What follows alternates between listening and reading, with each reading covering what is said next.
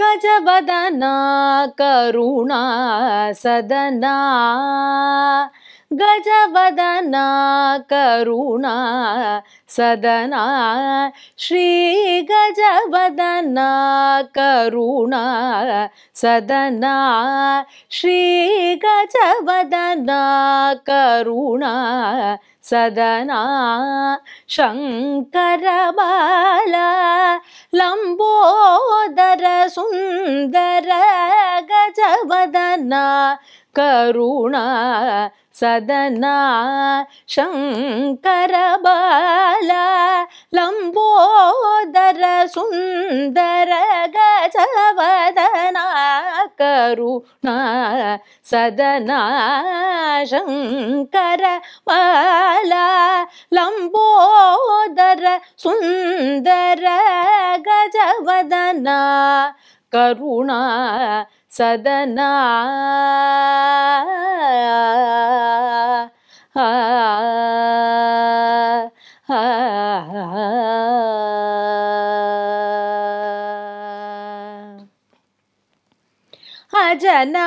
अजनमरेन्द्रनुम मुनिवरुम पणियुम अजनमरेन्द्रनुम मुनिवरुम पणियुम पंकज चरणा चरणं शरणं पंकज चरणा शरणं शरणं पंकज चरणा शरणं शरणं पंकज चरणा शरणं शरणं श्री गजवदना करुणा सदना शंकर बाला लंबोदर सुंदर गजवदना करुणा सदना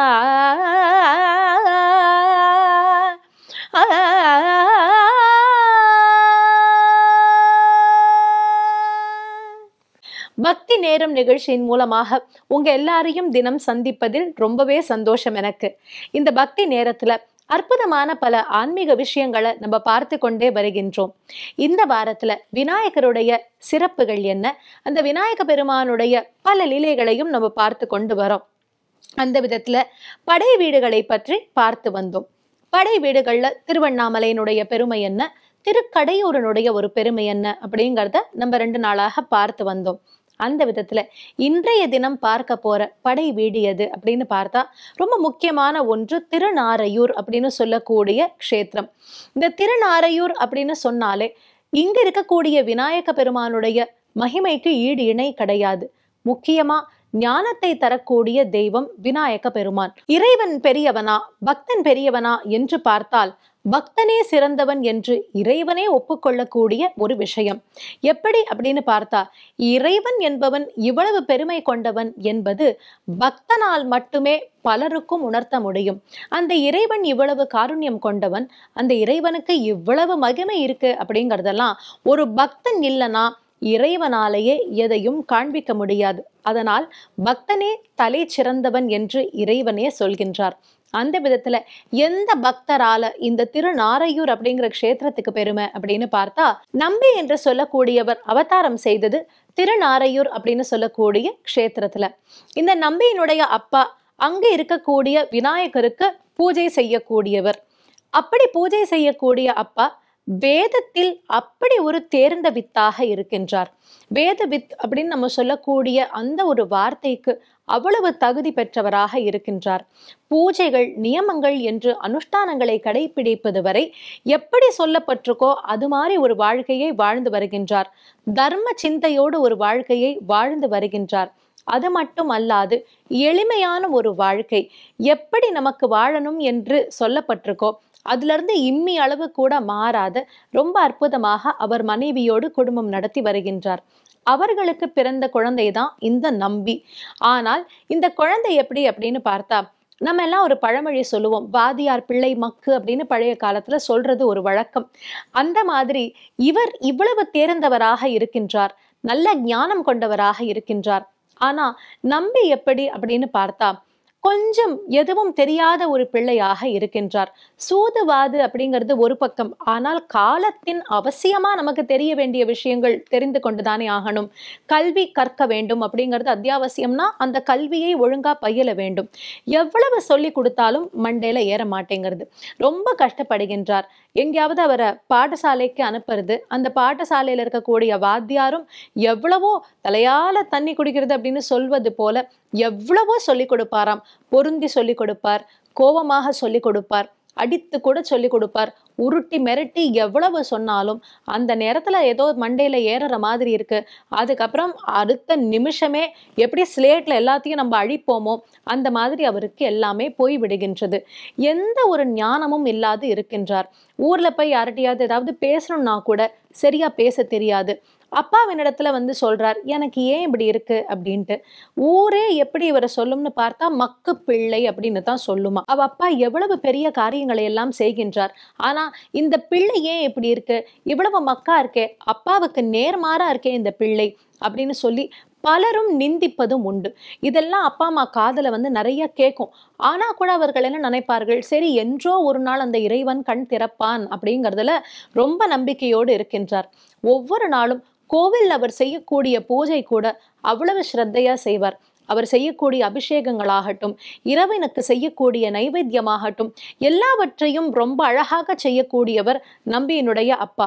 ஒவ்வொரு நாளும் அந்த பூஜை முடியும் பொழுதெல்லாம் நம்பிக்காக இறைவனிடத்துல பிரார்த்திப்பாராம்.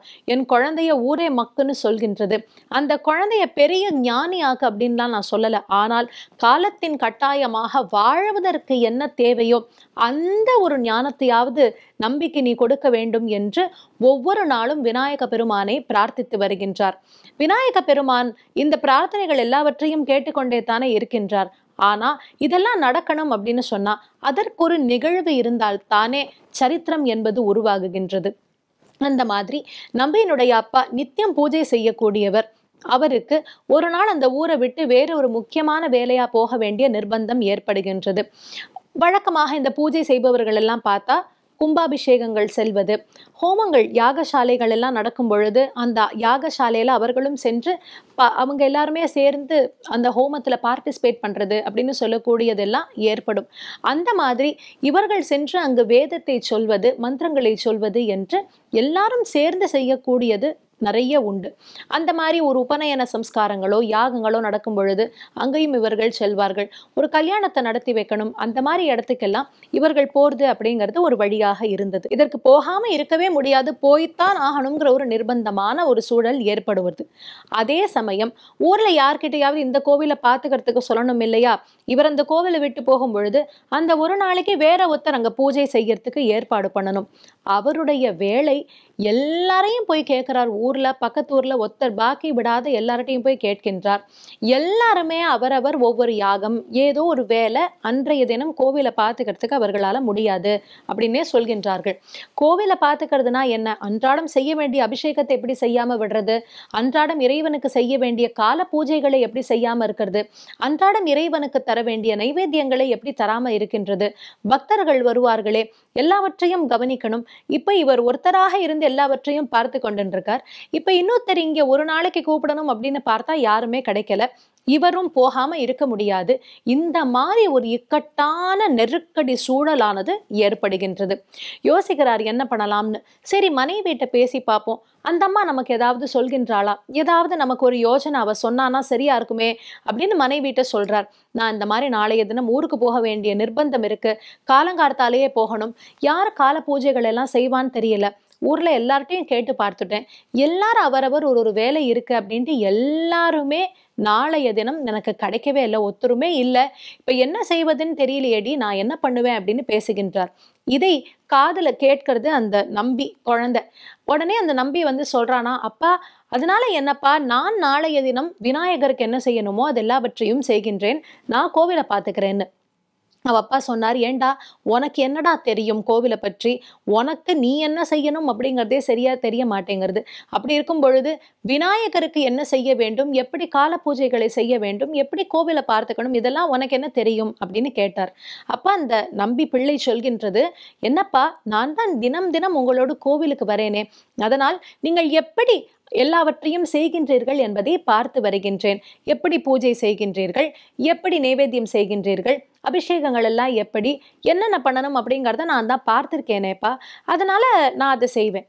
அப்பா கேட்டார், என்னெல்லாம் பண்ணுவ அப்படின்னு கேட்டா, போன உடனே நிர்மால்யம் களையிறது, அதுக்கப்புறம் தைலம், அதுக்கப்புறம் அபிஷேகம், அதுக்கப்புறம் இறைவனுக்கு அழகா ஆபரணங்கள் எல்லாம் போடுறது, அதுக்கப்புறம் நைவேத்தியம், தீபாராதனை அப்படின்ட்டு அந்த குழந்தை எல்லாவற்றையும் அப்படி வரிசையாக சொன்னது. போறது அவ அப்பாக்கு மனசுல ஒரு சந்தோஷம் ஏற்பட்டதாம். இந்த பிள்ளைக்கு உலக ஞானம் தான் எதுவும் இல்லாத இருக்கு, ஆனால் இறைவனை வழிபடுவதற்கு தெரிகின்றதே, அதுவே பெரிய பாக்கியம். பிற்காலத்துல அதையாவது இவன் செய்யட்டும், நல்லபடியாக செய்து அந்த இறைவனுடைய பேரருளை பெறட்டும் என்று அவருக்கு மனசுல ஒரு சின்ன சந்தோஷம் ஏற்பட்டதாம்.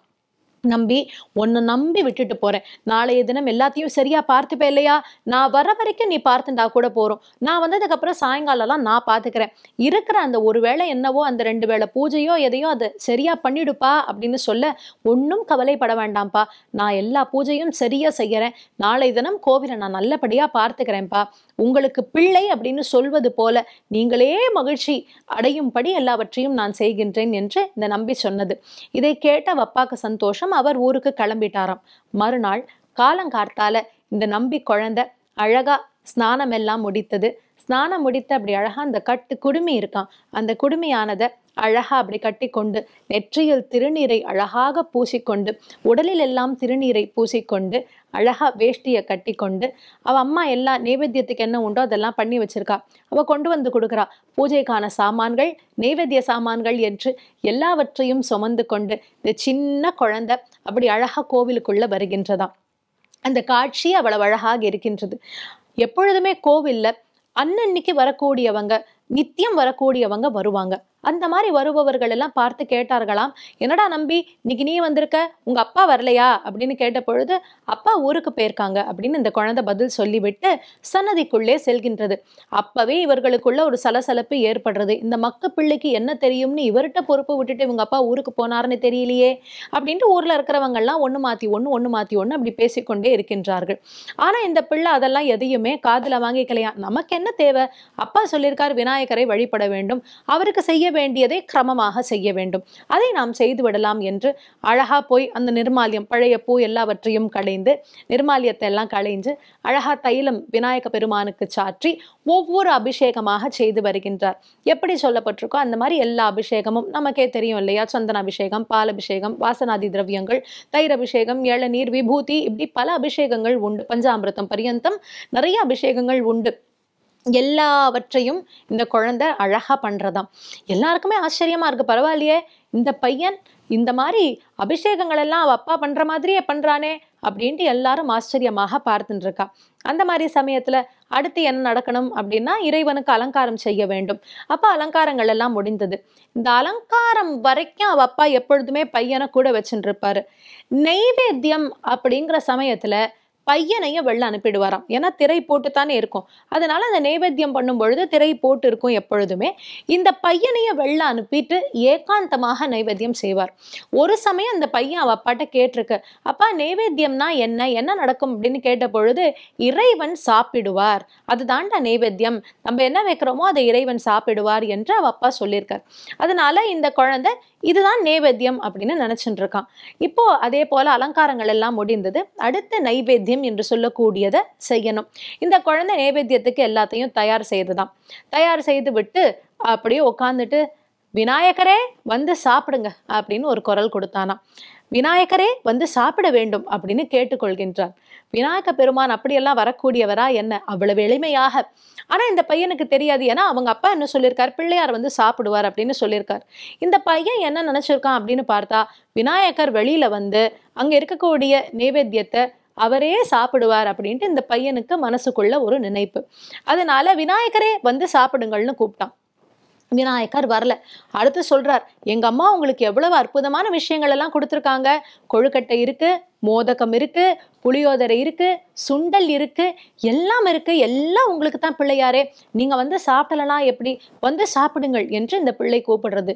விநாயக பெருமான் வரல.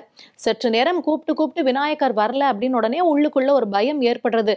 ஏதோ தப்பு பண்ணிட்டோம் போல இருக்கு பூஜையில, அதனாலதான் விநாயகர் வெளில வரல போல இருக்கு அப்படிங்கிற ஒரு எண்ணம். உடனேவே விநாயகர்கிட்ட மன்னிப்பு கேட்கின்றாராம். பிள்ளையாரே, நான் ஏதாவது பூஜையில தப்பு பண்ணியிருந்தா என்ன தயவு செஞ்சு மன்னிச்சுடுங்க. எங்க அப்பா வந்து கேட்பார், பூஜை எல்லாம் ஒழுங்கா பண்ணியா, பிள்ளையார் வந்து சாப்பிட்டாரான்னு கேட்பார். பிள்ளையார் சாப்பிடல அப்படின்னு சொன்னா தட்டுல இருக்கு இல்லையா கொழுக்கட்டை, அது என் உடம்புல வந்துடும். எப்படி எங்க அப்பா என்ன அடி அடி நடிப்பார், உடம்பெல்லாம் வீங்கி போயிடும். அதனால தயவு கூர்ந்து நீங்க வந்து சாப்பிடணும், நான் உங்கள்கிட்ட வேண்டி கேட்டுக்கிறேன். என்ன தப்பு பண்ணியிருந்தாலும் சின்ன பிள்ளை மக்கு பிள்ளை அப்படின்னு நினைச்சு என்னை மன்னித்து அருள வேண்டும் என்று விநாயக பெருமானிடத்தில் இந்த நம்பி குழந்தை கேட்கின்றது. விநாயகர் அப்பொழுதும் வரல. கடைசியில பார்த்தார், ஹோன்னு கதறி அழ ஆரம்பிச்சதாம். அவ்வளவுதான் போச்சு, எங்க அப்பா ஒரே ஒரு பொறுப்பை இன்றைய தினம் தான் கொடுத்துட்டு போயிருக்கா. நான் வேற எங்க அப்பா கிட்ட எல்லாத்தையும் சரியா பண்ணுவேன் அப்படின்னு சொல்லியிருந்தேன். இப்போ நீங்க வந்து சாப்பிடல அப்படின்னு சொன்னா நீ பூஜையில ஏதோ தப்பு பண்ணிருக்க அப்படின்ட்டு என்ன உண்டுலன்னு ஆக்க போறார். எங்க அப்பாவுக்கு ஒரு பாரமா இருக்கிறத விட பேசாம நான் என்ன பண்றேன், இந்த இடத்துலயே என் உயிரையே விட்டுடுறேன். ஏன்னா ஒவ்வொரு நாள் எங்க அப்பாட்ட அடி வாங்குறத விட இது எவ்வளவோ தேவலாம் எனக்கு அப்படின்னு அந்த பிள்ளை நினைச்சதாம். அப்போ அவ அப்பாவினுடைய நினைப்புல அந்த பயத்துல இந்த பிள்ளை என்ன பண்ணித்து அப்படின்னு பார்த்தா, வந்து விநாயக பெருமானுடைய சந்நிதி இருக்கே அந்த இடத்துல தன்னுடைய தலையை மோதிக்க வந்ததாம். அப்போ விநாயக பெருமான் பார்த்தார், இதற்கு மேல இந்த குழந்தைய சோதிக்க கூடாது அப்படின்னு சொல்லி விநாயக பெருமான் பிரத்யக்ஷமாகி அந்த நைவேத்தியமானதை தான் சாப்பிட்டது மட்டுமல்லாது நம்பிக்கும் ஊட்டி விட்டாராம். நைவேத்தியம் முடிஞ்சது, தீபாராதனை ஆனது. இந்த பையன் நைவேத்தியம் ஆன உடனே பிரசாதத்துக்கு கியூ ரெடியா இருப்பாங்க இல்லையா சாப்பிட்றதுக்கு, வெள்ளை பிரசாதத்துக்கு எல்லாம் கியூ ரெடியா நின்னா இந்த பையன் வெறும் தாம்பாளத்தை அந்த தூக்கு எல்லாவற்றையும் எடுத்துட்டு போறானாம். அப்போ அங்க இருக்கிறவங்க எல்லாம் பிரசாதம் எங்க அப்படின்னு சொன்னா எல்லாத்தையும் பிள்ளையார் சாப்பிட்டுட்டாரு அப்படின்ட்டு அந்த பையன் சொன்னானா. யாரை நம்புவாங்க? எல்லாத்தையும் பிள்ளையார் சாப்பிட்டாருன்னு சொன்னா நம்புவாங்களா? அதனால அவர்கள் எல்லாருமே சொல்கின்றார்கள், நைவேத்தியத்துக்கு இவ்வளவு நேரம் ஆகும் பொழுதே நினைச்சேன், ஏண்டா பயலே, எல்லாவற்றையும் உள்ள உட்காந்து நீயே சாப்பிட்டுட்டு பிள்ளையார் பேர்ல பழி போடுறியா அப்படின்னு கேட்டாங்களாம். அப்ப அந்த பையன் சொல்றான், இல்ல இல்ல, நிஜமாவே பிள்ளையார் தான் வந்து சாப்பிட்டாரு. நான் இல்ல, அவர் ஏதோ எனக்கு கொஞ்சம் கொடுத்தாரு, நான் சாப்பிட்டேன். ஆனா எல்லாவற்றையும் விநாயக பெருமான் தான் சாப்பிட்டார், ரொம்ப ருசிச்சு ரசிச்சு சாப்பிட்டார் என்று சொல்கின்றார். அப்போ இவ இங்க எல்லாருமே பார்த்துட்டு, இந்த பையன் இவ்வளவு பொய் சொல்றானே, வேண்டும் அப்படின்னு சொல்லியிருந்தா நம்மளே கொடுத்துருக்க மாட்டோமா? இது என்ன, கர்ப்ப கிரகத்துக்குள்ளேயே உட்கார்ந்து விட்டு எல்லாவற்றையும் சாப்பிட்டு விட்டு விநாயகர் சாப்பிட்டான் அப்படின்ட்டு பிள்ளையார் பேர்லயே இந்த பையன் பழி போடுறானே, அதனால இந்த பையனை சும்மா விடக்கூடாது, வீட்டுல போய் என்ன ஏதுன்னு சொல்லணும் அப்படின்னு தர தர தர தர தரன்னு அந்த நம்பியை இழுத்துண்டு அவர்கள் வீட்டுக்கு வந்தார்கள். அவ அம்மா தான் போயிருக்கா. அவ அம்மாட்ட வந்து விஷயத்த சொன்னாங்க. இந்த மாதிரி ஒரு பிள்ளை மக்கா இருந்தா கூட பரவாயில்ல, இப்படி ஒரு பொய் பேசுற பிள்ளைய நாங்க பார்த்ததே கிடையாது. இறைவன் பேர்ல பழி போடுற பிள்ளையை இத்தனை வருஷத்துல நாங்க பார்த்தது கிடையாது. என்ன அநியாயம், இப்படிப்பட்டவருக்கு இப்படி ஒரு பிள்ளையா அப்படின்னு சொல்லி எல்லாரும் பேசுகின்றார்கள். இது எல்லாம் நடக்கிற சமயத்துல போன சிவாச்சாரியாரும் திரும்ப வந்தார். அவர் வந்த உடனே என்ன நேர்ந்தது என்று கேட்ட பொழுது எல்லாரும் நடந்தவற்றை சொல்கின்றார்கள். பிரசாதம் வேணும்னு நாங்கெல்லாம் கேட்டா எல்லாத்தையும் பிள்ளையார் சாப்பிட்டுட்டான்னு ஒரே அடியா உங்க பையன் அடிச்சு சொல்றானே அப்படின்னு சொன்ன உடனே இவர் கேட்கின்றார், நம்பி உண்மையை சொல்லி என்ன நடந்தது? அப்பா, நிஜமாவே பிள்ளையார் தான் சாப்பிட்டார். இவர் என்ன பண்ணினார், ஊர்க்காரங்க எல்லாரையும் பார்த்து நீங்கள்லாம் போங்க, நான் அவனை கண்டிக்கிறேன், இனி இப்படி நடக்காது அப்படின்னு சொல்றார். அன்றைய தினம் ராத்திரி முழுக்க அந்த பையன் அடிச்சிருக்கார். எவ்வளவு அடிச்சாலும் அந்த பையன் அழுது கொண்டே பிள்ளையார் தான் சாப்பிட்டார்ப்பா, நான் சத்தியம் சொல்கிறேன் என்றார். அப்போ அந்த மனைவி வந்து சொன்னாலும், இவ்வளவு அடி வாங்கின பிறகும் இந்த குழந்தை மாறாத இதையே சொல்றது அப்படின்னு பார்த்தா எனக்கெனவோ அவன் சொல்வதுல ஒரு உண்மை இருக்குமோன்னு தோன்றுகிறது. ஏனென்றால் இறைவன் கருணை மயமானவன், குழந்தைகளிடத்தில் அவருக்கு அன்பு ஜாஸ்தி. அதனால நிஜமாகவே விநாயகர் வந்திருக்கலாமோன்னு எனக்கு தோன்றுகிறது. இன்னொரு முறை அவருக்கு வாய்ப்பு கொடுத்து பார்க்கலாமேன்னா. சரி, நாளைக்கும் நீயே பூஜை பண்ணு. அப்பா ஒரு வார்த்தை சொன்னாராம், ஏண்டா இத்தனை வருஷமா நான் பூஜை பண்றேன், என் கண் முன்னாடி வராத விநாயகர் உன் கண் முன்னாடி வந்து சாப்பிட்டாரா? நல்ல பொய் சொல்ற அப்படின்னு சொல்லி ஒரு வார்த்தை சொன்னாராம். அப்போ மறுநாள் அவ்வளவு அடி உடம்புல எல்லாம் தழும்பு. அந்த குழந்தை அந்த தழும்புகளோடு மறுநாள் இதே மாதிரி பூஜை பண்ற எண்ணத்தோட ஸ்நானங்கள் எல்லாம் முடிச்சு நெற்று நிறைய திருநீர் பூசிக்கொண்டு வருகின்றது. அவ அப்பா எல்லாவற்றையும் பார்க்க அந்த குழந்தை அன்றைய கிரமங்கள் எல்லாற்றையும் செய்கின்றது. நெய்வேத்தியம் அப்படிங்கும் பொழுது அப்பாவை வெளில போங்க அப்படின்னு சொல்லித்தான். அந்த அப்பாவும் வெளியில வந்தார். திரை போட்டாச்சு. இவர் என்ன பண்றார், திரையிலிருந்து ஒரு இடுக்கு வழியா உள்ள என்ன நடக்கிறது அப்படிங்கிறத பார்க்கின்றார். அன்றைய தினம் முந்தின நாள் எப்படி நடந்ததோ அதே போலத்தான் விநாயகரிடத்தில் வழிபட்டு பிரார்த்தனை செய்கின்றார், வந்து சாப்பிடணும்னு. பாவமா இந்த குழந்தை சொல்கின்றதாம், விநாயகா நேத்தி நான் நீ சாப்பிட்டேன்னு சொன்னதுக்கு கூட எனக்கு இவ்வளவு அடி விழுந்திருக்கு. அதனால இன்னைக்கு எங்க அப்பா வந்திருக்கின்றார். அதனால தயவு செய்து நீங்க வெளியில வந்து கொஞ்சம் சாப்பிடணும் அப்படின்னு கேட்கின்றது. விநாயகருக்கு நம்பியினுடைய இந்த வழிபாட்டில் ஆனந்தம் இருக்கின்றது. வந்து சாப்பிடணும்னு தான் தோன்றுகிறது. ஆனால் நம்பிக்கை இல்லாத ஒரு பக்தன் திரை வழியாக பார்த்து கொண்டிருக்கிறது பார்க்கும் பொழுது நம்ம வெள்ள வரணுமா அப்படிங்கிற ஒரு எண்ணமும் ஏற்படுகின்றது. இறைவனை பூரணமாக நம்பக்கூடியவர்கள் ஒரு பிள்ளை அவ்வளவு சொன்னா விநாயகர் வந்திருப்பாருன்னு நம்பணும் இல்லையா? நான் இவ்வளவு வருஷம் பண்ணேன் வரல, உனக்கு வந்துட்டாரா அப்படின்னு கேட்ட ஒரு வார்த்தை அது போதும் இல்லையா? இவ்வளவு காலம் அவர் செய்தது எவ்வளவு பூஜையாக இருந்தால் கூட இந்த ஒரு வார்த்தை அந்த நேரத்துல ஒரு அஞ்ஞானமானதை உணர்த்துகின்றது. அதனால பார்த்தார் விநாயகர் வெள்ள வரல. கடைசியில அந்த பையன் கதறி அழுது என்ன செய்தானாம், தன்னுடைய நெற்றியை கொண்டு போய் நேரா மோதினார். ஒரு தரம் மோதியாச்சு, 2 தரம் மோத அதுல இருந்து ரத்தம் வந்தது. அப்ப விநாயகர் பார்த்தார், இந்த ஒரு பக்தனை பார்க்க கூடாது, நம்பி இவ்வளவு என்னை நம்புகின்றான், அதனால் அந்த நம்பிக்காக நான் வெளியிலே வருகின்றேன் என்று பிரத்யக்ஷமாக தோன்றுகிறார். நம்பியினுடைய அப்பாவுக்கும் அந்த தரிசனம் கிடைக்கின்றது. அங்க இருக்கக்கூடிய நைவேத்தியங்களை விநாயக பெருமான் சாப்பிட்டது மட்டுமல்லாது நம்பிக்கும் தருகின்றார். அப்போ நம்பிட்ட கேட்டாராம், உனக்கு என்ன வேணும் நம்பி அப்படின்னு கேட்ட பொழுது, இந்த ஊரே என்ன மக்கு பிள்ளைன்னு சொல்கின்றது, எனக்கு மூளையே இல்லை அப்படின்னு சொல்கின்றார். அதனால அந்த மூளை ஞானம் அப்படின்லாம் ஏதோ இருக்காமே, அது எனக்கு தெரியா அப்படின்ட்டு அந்த குழந்தை கேட்டதாம். அப்பொழுது விநாயக பெருமான் தந்தோம் ஞானத்தை என்று சொல்லி ஞானத்தையும் தந்து ஞான திருஷ்டியோடு என்னோடு எப்ப நினைத்தாலும் நீ பேசலாம் அப்படிங்கிற வரத்தையும் தந்தாராம். அப்படி இறைவனை நம்பி ஆண்டவர் என்பதினால் நம்பி ஆண்டார் நம்பி அப்படிங்கிற திருநாமமும் ஏற்பட்டது. இன்னைக்கு திருமுறைகள் எல்லாவற்றையும் நாம் சொல்கின்றோம் அப்படின்னா அதுக்கு முழுக்க முழுக்க காரணம் நம்பி ஆண்டார் நம்பி. ஏன்னா 12 திருமுறையாக அதை நமக்கு வகுத்து தந்த பெருமை அவருக்கே செல்கின்றது. அப்படிப்பட்ட இந்த நம்பியாண்டார் நம்பிக்கை அருள் புரிந்த அந்த விநாயக பெருமான் திருநாரையூர் க்ஷேத்திரம், இந்த சரித்திரமே அங்கத்தான் நிகழ்கின்றது. அந்த விநாயகருடைய ஒரு படை வீடாக இருக்கின்றது. மீண்டும் நாளைய தினம் விநாயக பெருமானுடைய வேறொரு லீலையோடு உங்கள் அனைவரையும் சந்திக்கும் வரை உங்களிடமிருந்து விடை பெறுவது சுசித்ரா. நன்றி, வணக்கம். இது போன்ற ஆன்மீக வீடியோக்களை தொடர்ந்து பார்க்க கடவுள் டிவி யூடியூப் சேனலை சப்ஸ்கிரைப் பண்ணுங்க.